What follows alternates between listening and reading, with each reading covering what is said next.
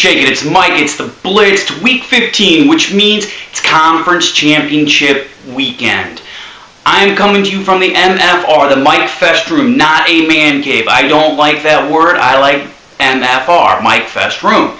Anyway, sorry for the lateness of the video. I had some technical difficulties yesterday, so I'm bringing it to you on Thursday today, not on Wednesday. Hump day. Anyway, hope everyone had a great Thanksgiving weekend, Black Friday, Cyber Monday, all that good stuff. I hope everyone kept the LBs off if you can do it. I did not, so I'm a little chubby today, I feel.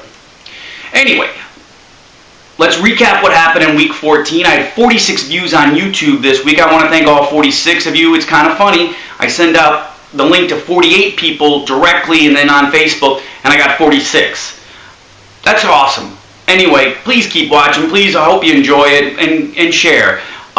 Week 14 results for my picks last week. I went 12-4. For the year, I'm 140 and 48. That's 75%. Hopefully the bowl games, I can pick them well, and I get to that 80% that I'm going for. So let's move on to top 25 losses this week. There were 7 top 25 losses this week, with the big one being then number 1 Alabama losing to number 4 all at Burns 1IP. Then number 6 Clemson lost to then number 10 South Carolina Gamecocks for the 5th consecutive year. Then number 15 Wisconsin lost to Penn State. Then number 16 undefeated Fresno State lost to San Jose State. Then number 21 Texas A&M lost to then number 5 Missouri. Then number 23 USC lost to then number 22 UCLA. And finally then number 25 Notre Dame lost to then number 8 Stanford. Other notable wins and losses: the Turds from Hogtown lost to now number 1 Florida State. So let's go to the games of the week. I have 3 of them: Alabama, Auburn, Ohio State, Michigan, and Oregon, Oregon State. If you watched any of the games, you're going to know why they were the 3 games of the week. They were awesome games.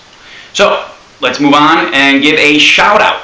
I'd like to give my first shout out to Central Florida. They clinched a share of the American Athletic Conference title this week, and if Louisville beats Cincinnati, Central Florida will probably get, we'll probably get a bowl bid, a BCS bowl bid, that is.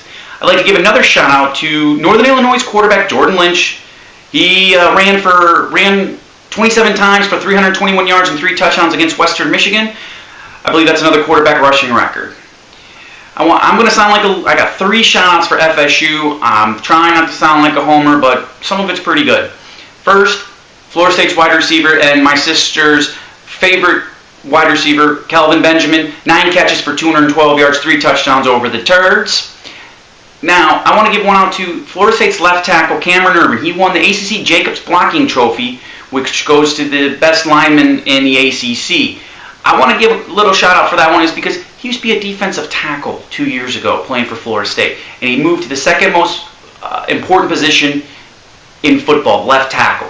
The guy's going to probably be a first-round pick this year, just a big-time athlete, that's all. Finally, Florida State's famous Jameis Winston. We heard today no charges are going to be filed for his issue. I'm not going to comment on it because Jameis didn't comment on it until after. So I'm not going to comment on it. But I want to give a shout out to winning ACC Player of the Year, ACC Offensive Player of the Year, and ACC Rookie of the Year.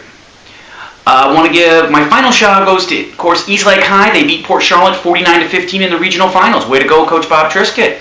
Want to especially shout out to East Lake's quarterback Jake Hudson, who went 14 for 16 for 195 yards and 5 touchdowns. They play Palm Beach Gardens Dwyer this Friday in the semifinals. Now, I'm going to give my shout at WTF this is my opinion. I believe if Ohio State beats Michigan State, they deserve to go to the BCS National Championship.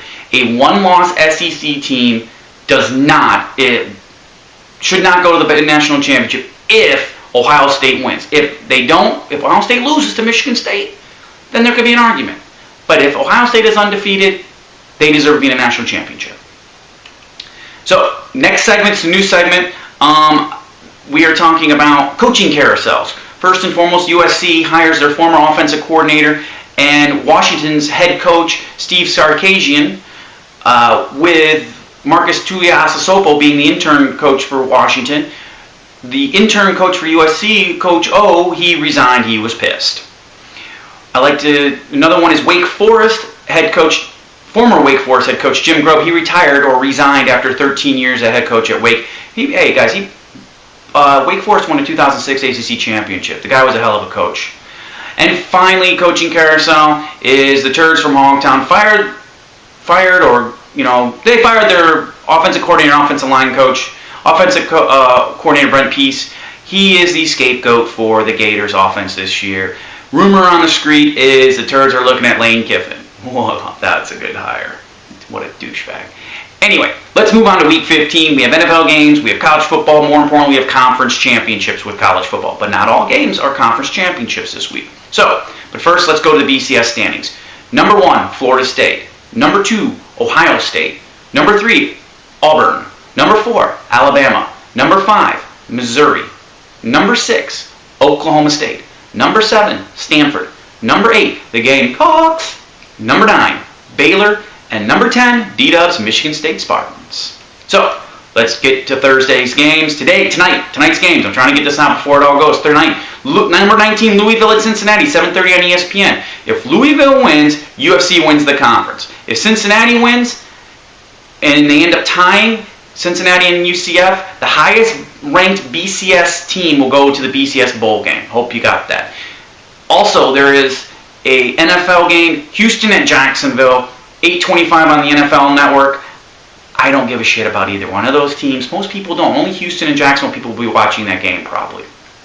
So, let's move on to Friday. The MAC Championship game, Bowling Green versus number 14 and undefeated Northern Illinois, 8 p.m. on ESPN2. Northern Illinois wins.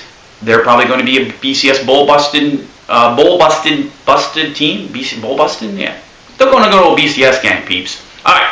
Moving on to Saturday, of course, College Game Day starts at 9 o'clock from Indianapolis, where the Big Ten Championship is going to be held. But let's move on to the nooner games.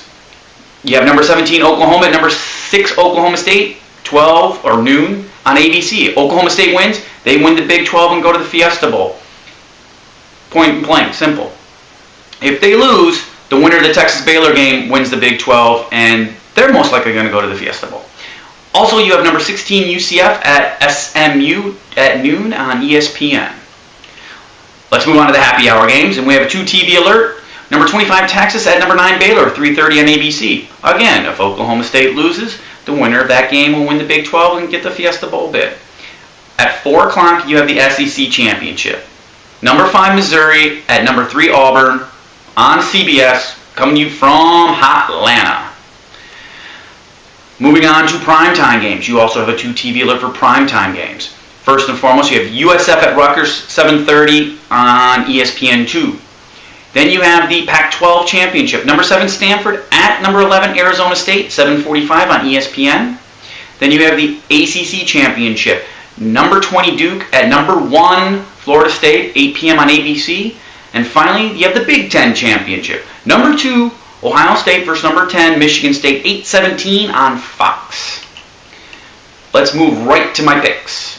You have Louisville over Cincinnati, Jacksonville over Houston, Northern Illinois over Bowling Green, Oklahoma State over Oklahoma, Central Florida over SMU, Baylor over Texas, Missouri over Auburn, upset alert, Rutgers over USF, Stanford over Arizona State, Florida State over Duke, and Ohio State over Michigan State. Didn't have a movie quote last week and not going to have one this week. Instead, I'm going to thank the love of my life, my best friend, the person who lets me watch as much college football as I want, my wife, Brenda. Thank you, Brenda, so much for letting me do what I love to do and have passion for college football. I really, really appreciate it. And I hope the people that watch the show appreciate it because, every Wednesday night she gives me time to do this crap and she doesn't really bitch about it a whole lot. And Saturday she lets me watch all college football as much as I want. So thank you, Brenda. I love you. So in closing, enjoy your weekend, everybody. Drink responsibly. Turn on, tune in, and drop out. Peace.